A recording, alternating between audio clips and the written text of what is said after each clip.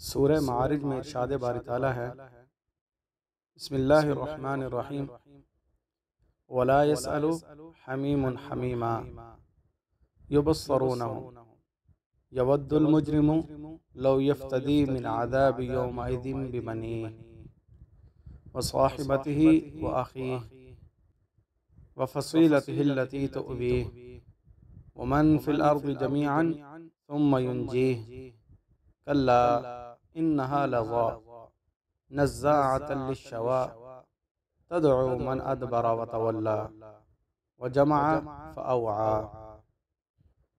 اور کوئی دوست کسی دوست کو نہیں پوچھے گا، وہ انہیں دکھائے جائیں گے۔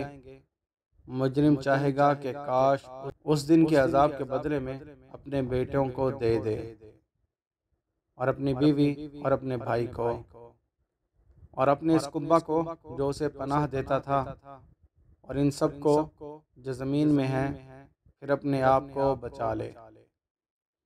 ہرگز نہیں، بے شک وہ تو ایک آگ ہے، کھالوں کو اتارنے والی۔ اس کو بلائے گی جس نے پیٹھ پھیری اور منہ موڑا، اور مال جمع کیا اور گن گن کر رکھا۔